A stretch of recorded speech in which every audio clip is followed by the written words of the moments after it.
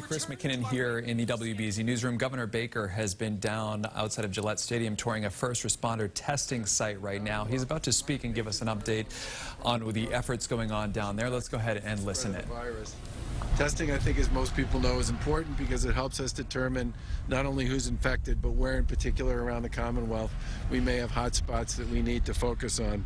And by figuring out who's infected, we can obviously make sure those people isolate themselves so that they don't spread the virus to anyone else, and that we can then communicate with the people they've been in close contact with in recent days so that they can isolate themselves as well. It also helps our public health workers to do that contact tracing, which is when we figure out all the close contacts of the infected person, get in touch with the contacts, and provide them with the advice they need and ask them to isolate.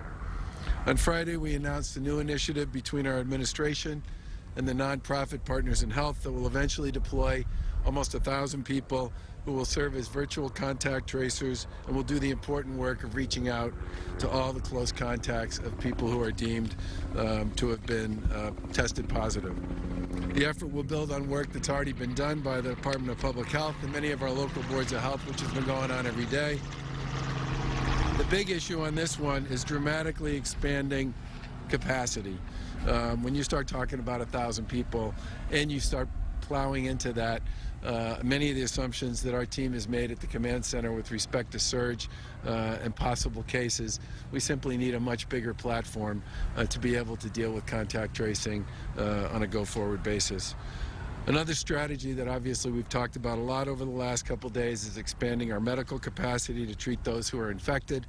To that end, we've been working to increase hospital bed capacity, secure key medical supplies like ventilators from the federal government, and increase the supply of personal protective equipment to support our frontline workers as they battle against the virus. And while I'm standing here today in the shadow of Gillette Stadium, I'd be remiss if I didn't take this opportunity to once again say thank you to the Kraft family and the Patriots organization and all of those who worked with us to get the shipment of 1 million masks in from China earlier this week. Now, with respect to testing results, most recently, as of yesterday, we've tested 68,800 individuals. There were over 5,800 tests that were done yesterday. Significant progress on expanding our Commonwealth's testing capacity across Massachusetts. We've said previously that we wanted to test at least 3,500 people a day, and we've been conceding that goal consistently now for almost 2 weeks. We're going to continue to pursue new ways to increase our capacity, and that will include sites like this one here in Foxborough. This site will perform, just opened up this morning, it will perform up to 200 tests per day, perhaps more depending upon available materials and kits for police officers, firefighters, and other personnel who perform critical public safety functions and are experiencing one or more designated symptoms. Testing is performed by appointment only, and eligible workers looking to get tested should contact their supervisors for more information. Detailed information was sent out by the Executive Office of Public Safety and Security on Friday on how to secure an appointment to these public safety departments so that they would know how to follow through on behalf of the members of their team. The drive-through testing site will operate 7 days a week and provide tests within 24 to 48 hours.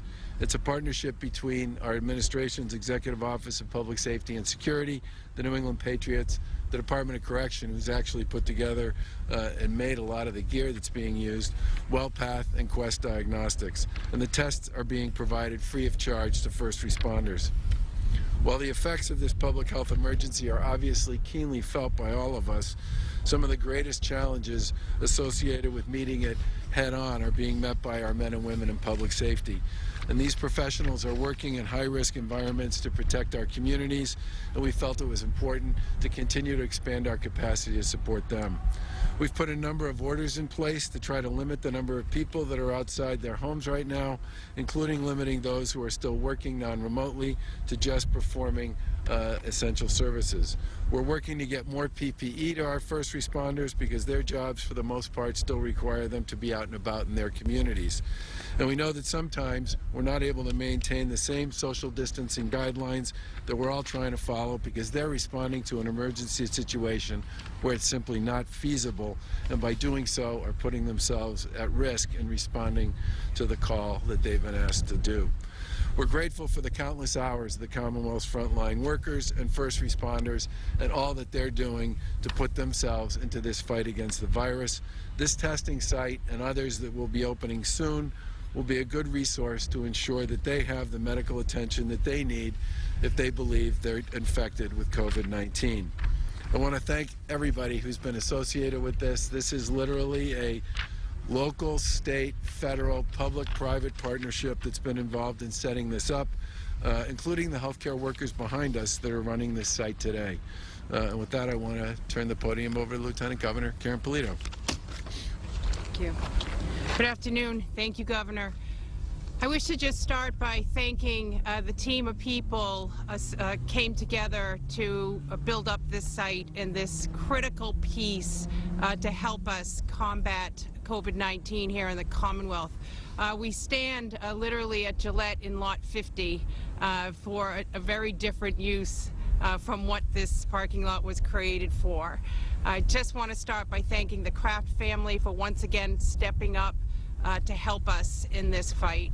I also want to thank, as the governor did, our team at EOPS, Public Safety, marshaling all their resources and working as effectively as possible with our federal and state partners to see this set up here.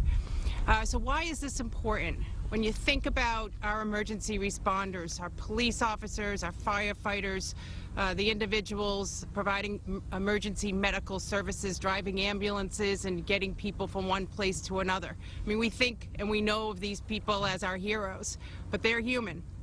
And in order for them to do their jobs, a couple of things that are really important. First of all, that they have the gear, and we've talked a lot about that, to be able to get into their jobs and do their work for us. But this piece is also really important for them to know their status. And so a testing site like this allows for police officers, firefighters, emergency responders to be able to get tested if they feel symptomatic. And that test will allow them to understand what their status is so that then they can take the next step to protect themselves and recover, and also to protect their families at home. The one thing the governor and I have heard so much from these individuals about is not so much about themselves, but about their family members at home, that they worry they're going to put them into harm's way. So this test is really important for that purpose. It's also critically important because these individuals are putting themselves into situations where they're coming in contact with potential positive patients, and these patients need to know as well if there's a person that's affected that they're coming into contact with. So not only to protect the first responders, to protect their families, but also to protect patients that we are trying to serve all across our Commonwealth.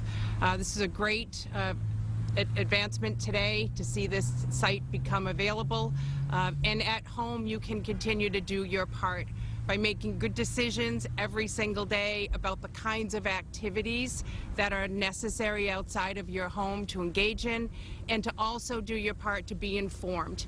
There are multiple places that you can get your information, in addition to the daily press events that the governor and our team hold, but also if you need to identify an answer to a question, you can engage in dialing 211. You can get up-to-date announcements from our administration by texting COVID-MA to 888-777. So thank you to everyone for making this possible today. I'll now turn it back over to the governor.